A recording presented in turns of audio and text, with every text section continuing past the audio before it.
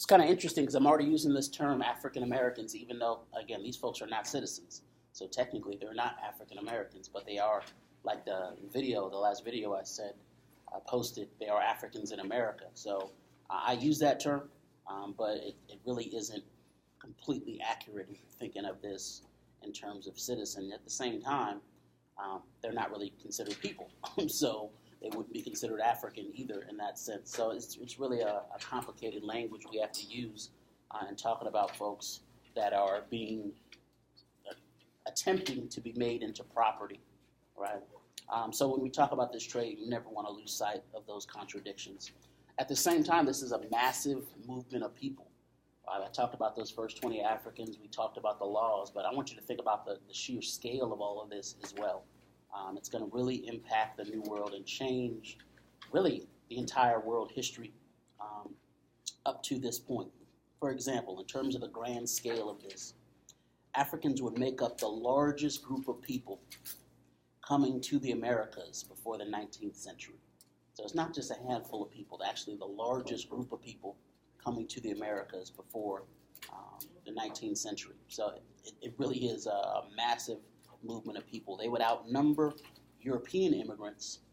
Right? We think of European immigration as being so important, which obviously it is for this country, but they would outnumber them by an astounding ratio of 6 to 1. So the sheer number of people coming over is massive, and we can't forget that.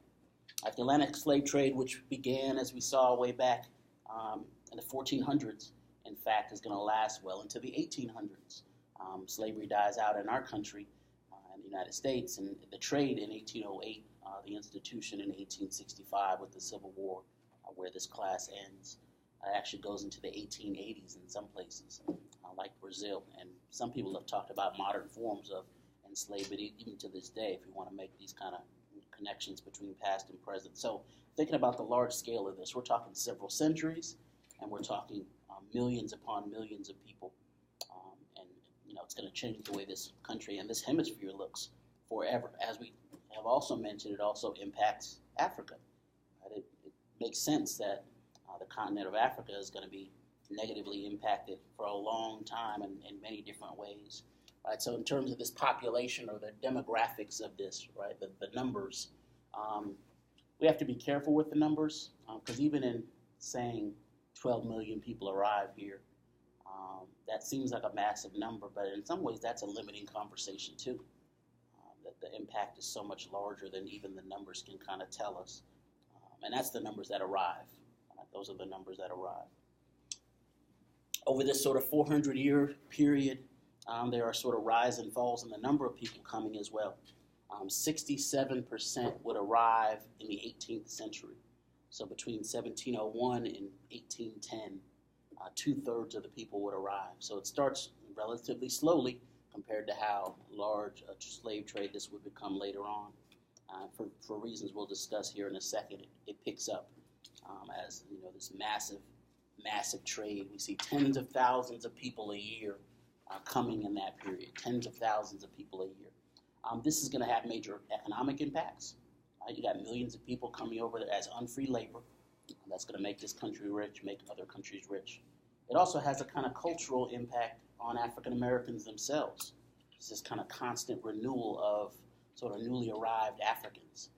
Africans usually stopping in the Caribbean first to be seasoned, and then arriving here in what becomes the United States and some numbers in other places. But think about this kind of continual renewal of culture in a way. That might be one of the things that allows various aspects of African culture to survive and change in some ways, becoming African American culture here. We talked about how a number of European nations are involved in this. It's not just Britain. In fact, Britain is not the early power.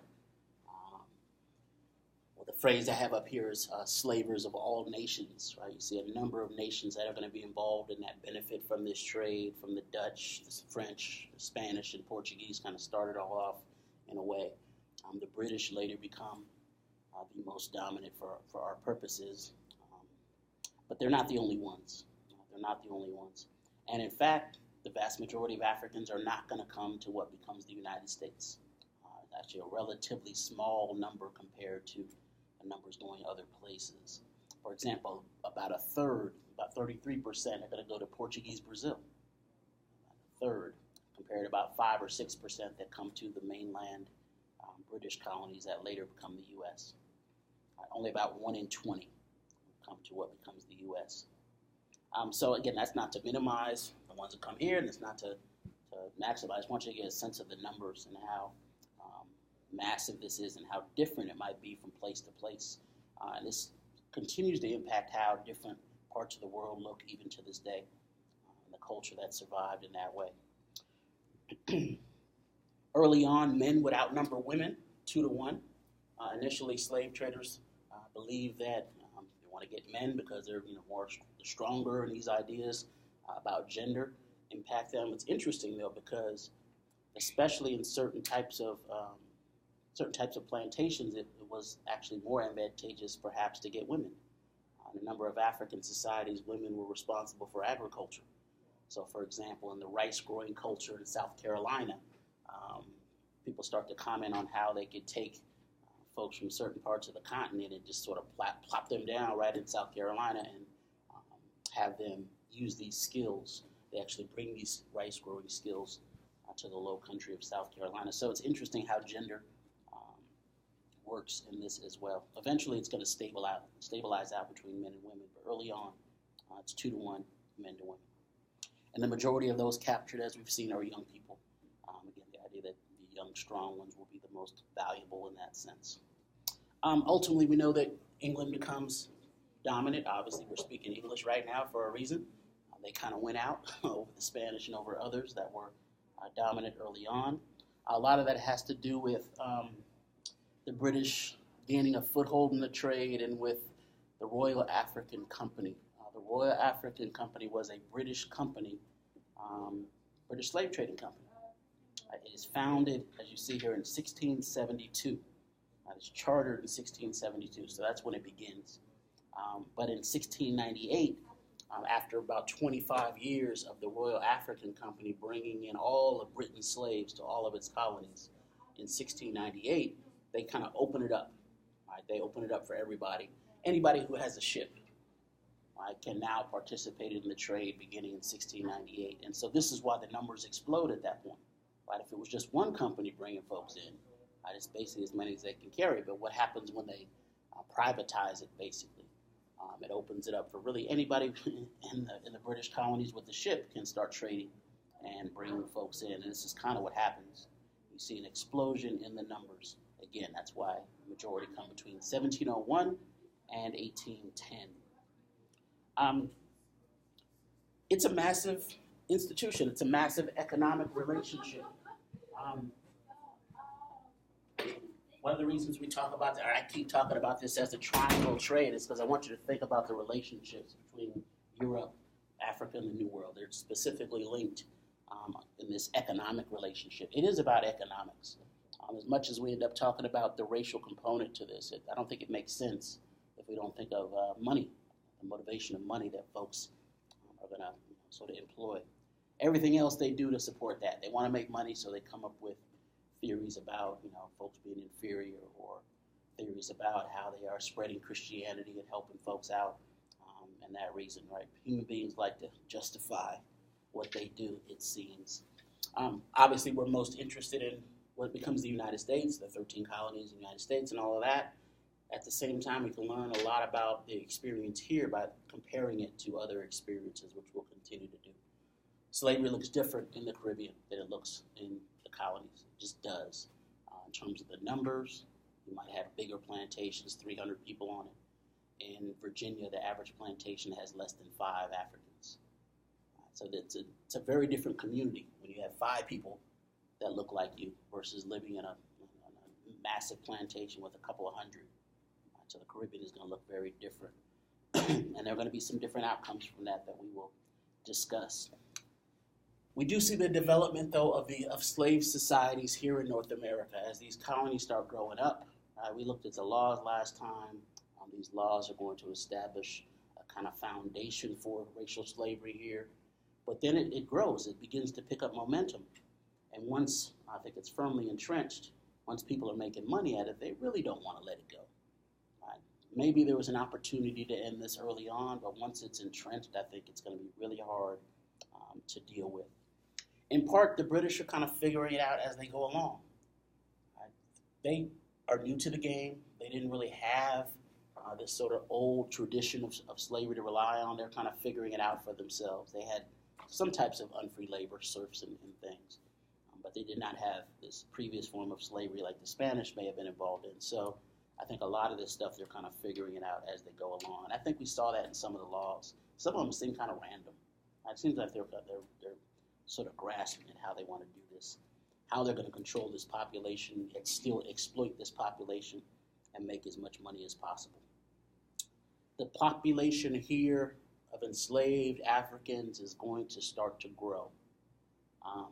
There's a phrase that's used to talk about slavery in the mainland colonies, what becomes the United States, and they call it the peculiar institution. Peculiar institution. Now, it's going to be peculiar for a lot of reasons. First of all, just holding another person as your slave there's something peculiar about that. But particularly in the U.S., there are some unique things that happen.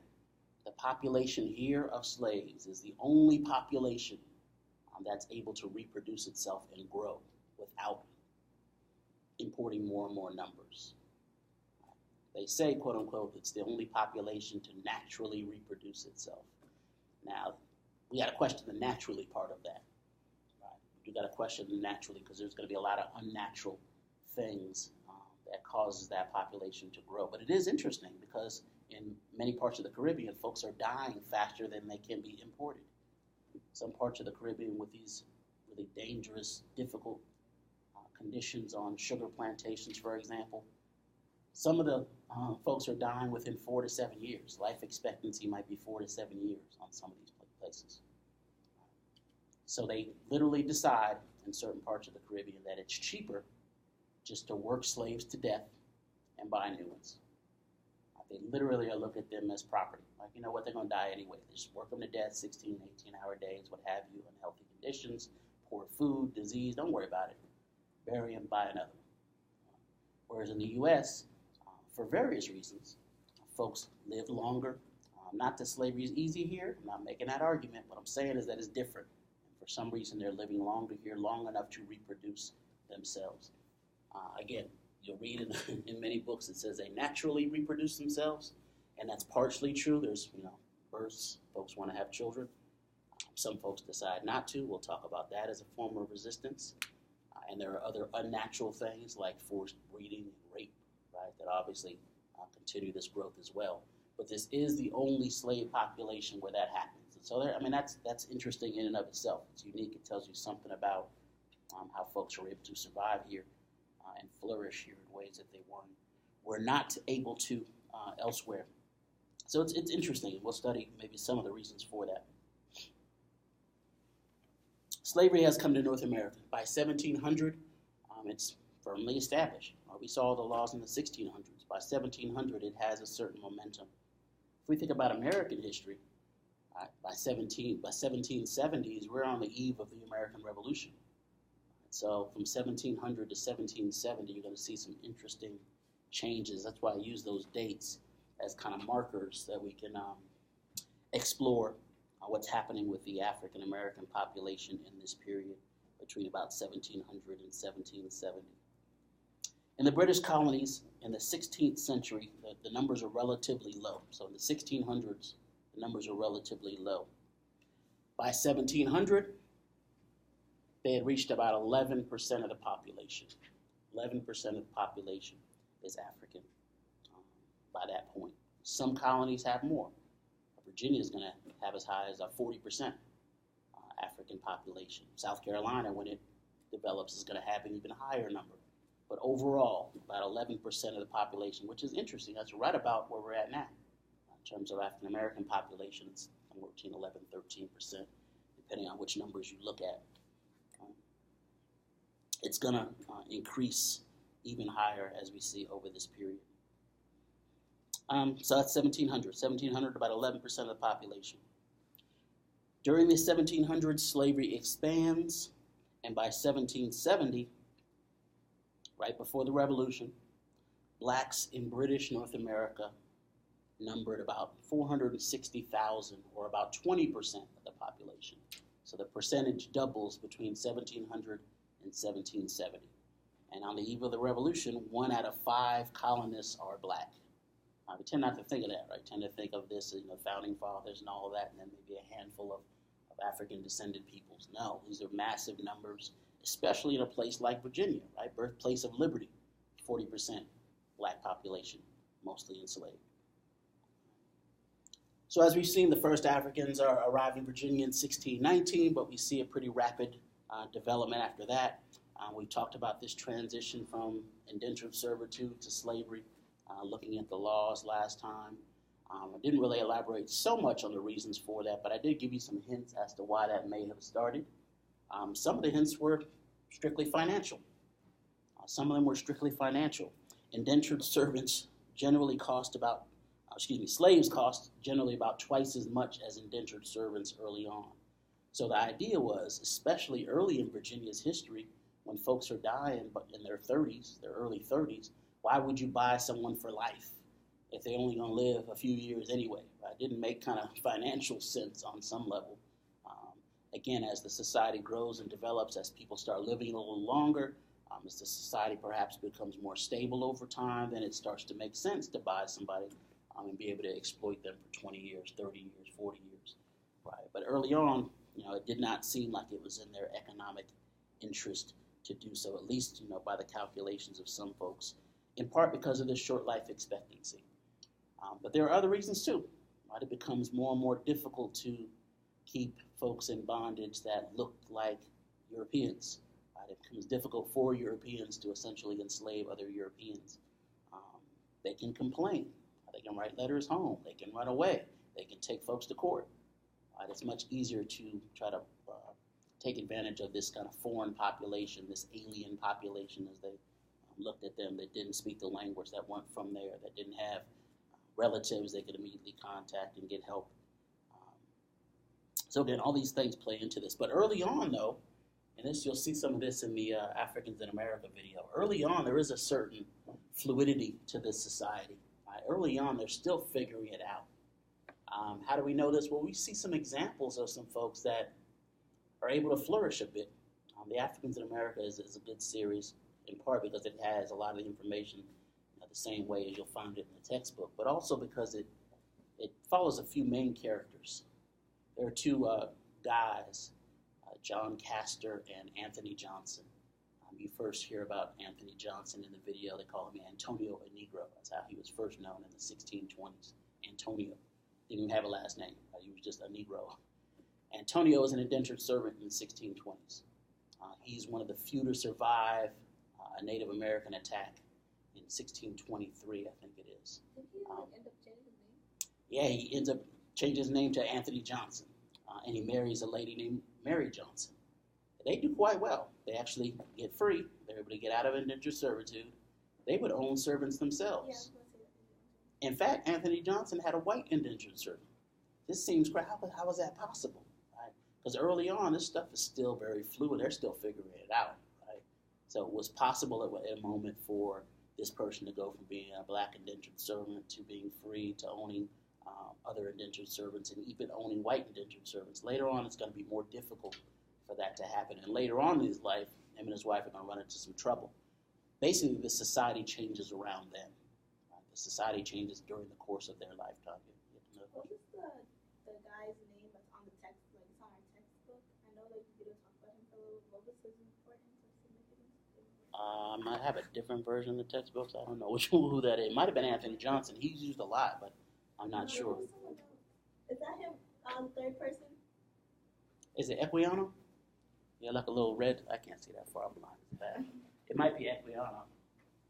Yeah, what was his? Yeah, he's in the video too. Equiano was significant because he makes it through the Middle Passage. Actually, they use a lot of his words to frame the Africans in America video because he is captured in Africa, goes through the Middle Passage. His narrative is one of the first sort of primary sources we have of what the Middle Passage was like. And so he became famous for that. He lives through the Middle Passage. He was taken to the Caribbean, eventually is in Virginia for a little while, eventually goes to England. he would get his freedom ultimately. He would become part of the abolitionist movement. So he writes his narrative in order to try to end the slave trade. He ends his life as a free Englishman, marries a white Englishman himself. So again, in some ways, maybe there were some things that were possible for his life that weren't like most, but his story is a really interesting and unique one in that sense. He was black? Mm-hmm. Married a white woman? Yep. Wow. And lives in England as an abolitionist. He's still sort of celebrated as one of these important early figures. So yeah, it was possible. This is rare. I mean, this is not the common story for folks, but it was possible. So an Equiano or an Anthony Johnson, in some ways, the contradiction is interesting too. The sort of exceptional nature of their story. We'll talk about that. Both of them appear quite a bit in these videos. And we'll talk about some other individuals that are important too. There's also a selection from Equiano's narrative in the documents section here. So by the 1650s, Anthony Johnson is free and he owns other servants. Him and his wife are actually going to become large landholders in Virginia. Later, they're kind of forced off their land a bit. They end up moving to Maryland, and their family sort of fades from history, in part because the color line has become more rigid during the course of their life. Things that were possible in 1630 don't seem to be as possible in 1660. Right? And again, we've seen some of that in the hardening of the laws that we talked about last time. This is how it would impact individual people. Right? There's this whole origins debate. Which came first, racism or slavery? Do you have racism? Do they hate African folks? This is why they just enslaved them all? Or is it you have slaves that end up being predominantly African, and then they attach all these stereotypes to them? Right? Maybe it's both. It's a sort of origins debate, as they call it, which came first, or kind of chicken and the egg debate here. In the last quarter of the 17th century, so in the last quarter of the 1600s, there are a few things that happen that, again, speed up this transition from indentured servitude of multiple races to racial slavery of Africans. There are a few things that happen, I think, that cause things to tip in that direction. It becomes harder to recruit indentured servants, like we said. You know, European folks are like, well, we don't want to go over there, dude. It's not all it's cracked up to be, right? They're able to find better employment, more employment in England, for example. Why go to Virginia if you're doing okay where you are? The expense of it all, again, there are internal conflicts. Right? There's conflicts within this kind of imagined community among white indentured servants and their masters. And this idea of whiteness is kind of developing. Right? I think it becomes easier to invest oneself in whiteness and then just enslave those that don't fit that model. And that increasing life expectancy that we mentioned, it becomes more profitable when folks start living into their 50s and 60s fairly regularly to think about enslaving someone, because then you have a slave for 40, 50 years if you can afford that. The Royal African Company, again, its growth, its development also fuels this. They can start bringing in as many slaves as folks can buy, kind of supply and demand, right? Econ majors, this whole supply and demand of this, they are supplying the colonies more than ever before. By 1700, the number of Africans would be greater than the number of indentured servants. So 1700 is, again, this kind of big tipping point. The number of African slaves, essentially, is more than the number of indentured servants. It's tipped by 1700. There were about 19,000 Africans in Maryland and Virginia by that point, about 22% of the population. In South Carolina, where indentured servitude had really never taken hold in the same way, Africans already constituted over 40% of the population by 1700. In some places in South Carolina, a little later, there'll be 65% African. Right? Some people called it an African country. It looked like a whole African country, they said, that you could go for miles and not see white people. This South Carolina has a bit of a different history. That also made folks very nervous, as you can imagine. South Carolina had some of the harshest laws because they were afraid of slave revolts and things. And they do have some early revolts that they're going to have to deal with, like the Stono Rebellion in 1739 they show in the video. So again, these societies are developing, yet colonies might look different from one another. We talked about the law of matrilineal descent. Right, 1662. What was that? You remember what the law of matrilineal descent was? It's a good test question, right? What was the law of matrilineal descent? Those of you that were here last time. That's a good test question. Keep that in mind. Keep that question in mind. Law of matrilineal descent. What we're already starting to see are the development of a couple of different regions, a couple of different colonial regions. And we're going to see how slavery might impact them differently. You have the tobacco colonies. So basically Virginia, Maryland, and a little later North Carolina, or the Carolinas. Eventually they split into North and South Carolina. We talked about the significance of tobacco. In the 1700s, the demand for tobacco would increase tenfold, so 10 times over. Its demand for it increases. This is largely supplied by the Chesapeake production, so Virginia, Maryland, and parts of North Carolina are going to supply this particular drug.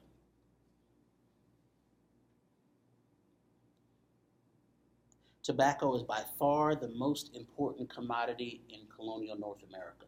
This is it. This is the one that makes the most money. Later on in the 1800s, cotton is going to be it, but right now it's tobacco. The expansion of tobacco production, though, could not have increased without an increase in slaves. So they really grow up together. But this tobacco, as the crop leads, I didn't say leads directly, but definitely fuels the growth of African slavery. Yes? The law of matrilineal descent is that if you're born, then you follow your mother's status. If she's a slave, then you become a slave. Exactly. Even though the mother was maybe raped by a white guy. Even if it was a product of rape, for Africans only, your status follows your mother's line. And again, that's not like anybody else in the society, that they tend to follow a patrilineal descent. But this matrilineal descent is in operation for Africans. You remember when that happens? I want you to think about who, what, when, where, and why for these kind of terms, right? The why is obviously the most important, because that's telling us about, why is it significant? What does it tell us? But who, what, when, where? What was the where for the law of matrilineal descent? What laws were we talking about when we discussed it? Virginia. Right? So Virginia is the where. Remember, Virginia is the first colony, so it is a model for all the rest. So, for example, Maryland passes the exact same law the next year after it passes in Virginia. But it does happen first in Virginia. So that's the where. The when is 1662. That was when it was actually passed. Maryland passes the same law in 1663. Who does that impact? Who's involved in that law of matrilineal descent?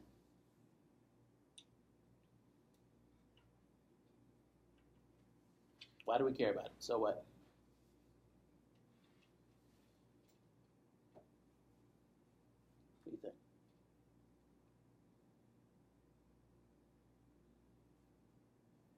Well, think about that further, because that's what you're going to have to do for your exam. Identifications: who, what, when, where, and why. You tell me. You tell me. Does it benefit the masters? Why, or how would it benefit the masters? It definitely would. Then the kids would be free. Yeah, this all these children that are being produced are going to be enslaved. Essentially, you hate to talk about it this way, but if you are a white slave owner and you rape your slave, not only do you get the sort of sexual benefit of it, but if a child's produced, you've made yourself some money. It's really legalized rape, essentially. I mean, pretty horrible to put it in those terms, but that's exactly what it was. What is the incentive for them not to do it on some level? You already have some guys that were going to get crazy anyway, but this essentially is the society saying it's okay and rewarding them monetarily for it. I saw that movie, 50 Years of Slave. I think it's 12? Oh. Made that right. It might have probably seemed like 50 to him, so that's fine. 12 Years a Slave, and in the movie, if the slave owner raped his slave or whatever, and they made a baby, they could sell the lighter shade baby for more. Yeah, that's true too. Especially girls. There was a whole trade specifically for girls that were seen as pretty or lighter skinned. They could sell them and basically sell them into a kind of sex slavery kind of thing. It got crazy. It's just interesting how, again, the society is reinforcing behaviors that everyone would say is negative behavior, right? But society, one, legalizes it and then rewards them with money for it. I mean, those are actually the most expensive slaves, more expensive than any field hand or blacksmith, carpenter, anybody with a skill was actually this, what they call the fancy girl trade, especially in places like Charleston and New Orleans. There was a fancy girl trade. You might get $5,000 for a young lady that was seen as particularly attractive. I read stories about some guy saying, I wouldn't sell this lady at any price. Right? So it's really interesting and unfortunate, and it involves both race and gender. Right? So this law of matrilineal descent involves both race and gender. What I want you to be doing is thinking about not only the specific term itself, to be able to kind of define it, but so what? Why is it important in a larger sense? And that law of matrilineal descent by itself, you could write a whole essay on that and why it's significant. All I'm going to ask you to do is to write a few sentences as to the sort of who, what, when, where, and then why is it important. What does it tell us about African American history? Who, what, when, where, why? Like the 5 journalistic questions, basically. Who, what, when, where, why? That's how I want you to think about these identification terms, and I'm going to give you a list of them on the study guide. Who, what, where, why. Who, what, when, where, why. Yep, who, what, when, where, why. The most important part is going to be the why. Like, what does it tell us about this period of African American history? Does it tell us something about imagined community or tipping point, or what big concept does it make you think about? That's how I want you to be thinking of this stuff. Not just memorization, but what sort of big ideas does it make you think about? Does it make you think about race, class, gender? Does it make you think about the use of violence, the significance of women? There are any number of ways you might answer this. You only have to give maybe 4 to 6 sentences on these terms like that, and you'll know which terms to think about and to look for. That is one of the terms, law of matrilineal descent, because that's one of the most important concepts we've looked at thus far. But I'll say more about that in a second. By 1770, more than 250,000 slaves would labor in the Upper South, so Virginia, Maryland. Over 250,000, 250,000, right before the American Revolution would kick off. And in that period, between 1700 and 1770, about 80,000 had been brought in, especially through the port of Charleston, South Carolina, which was the largest port for bringing Africans into the country throughout the slave trade. Again, in contrast to Brazil, these numbers are small. In contrast to a place like Brazil, those numbers are actually small. But maybe the smaller numbers had a different impact here. It probably caused masters to pay more individual attention to their slaves, for better or for worse. It may have also caused them to do things like encourage breeding or rape. Instead of going out to buy another slave, they just did what they did and looked at it as an investment almost. So again, there are going to be some interesting implications of the differences in slavery from place to place. But the Upper South, Virginia, Maryland in particular, are early on very important in the slave trade. Later on, the Lower South, the numbers are going to actually exceed the Upper South, South Carolina, Georgia, and later on, Mississippi, these other Deep South states. But you're already seeing the development of regions, different regions, Upper South, Lower South, and the North. The North had slaves as well in this period. We tend to think of slavery as only a Southern thing, but that was not true until after the Revolution, in fact. So I want you to think about the different regions. Tobacco colonies or Upper South.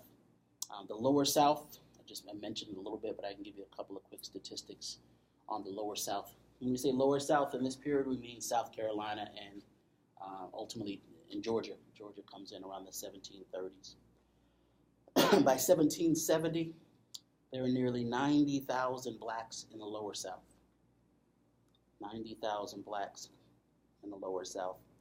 And there were about 80% of the population of certain parts of South Carolina and Georgia. So heavy concentrations of African peoples in those regions.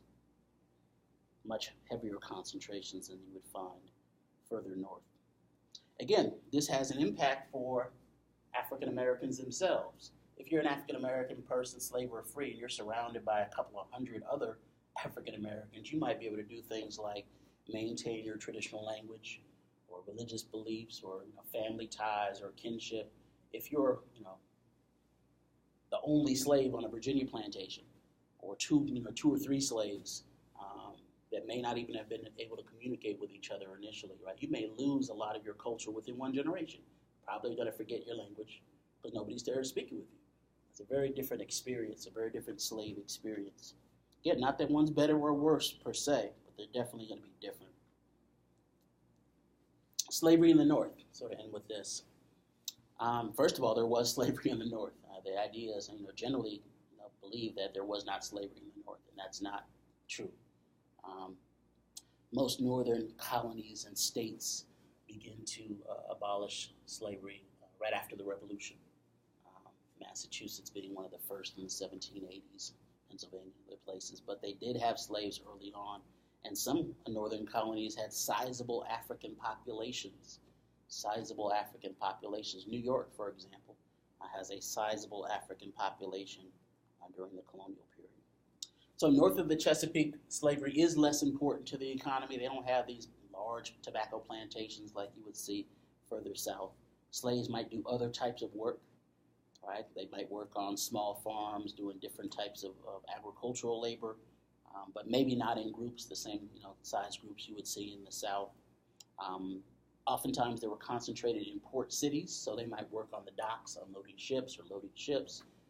And this is true in parts of the places like Baltimore too, right? Frederick Douglass talks about working on the docks in Baltimore and going north to New Bedford, Massachusetts, and doing some of the same type of work. Slaves were first shipped to Philadelphia in the 1680s.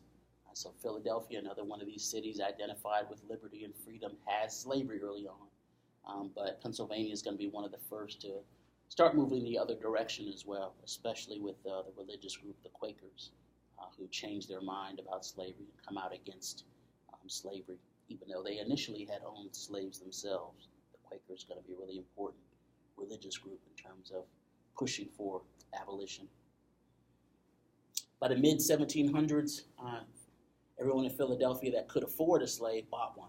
It was almost like a status symbol. Right? It's almost like a status symbol. Together with a small group of free blacks, slaves made up about 9% of the city's population in the early 1700s, or just under 10%.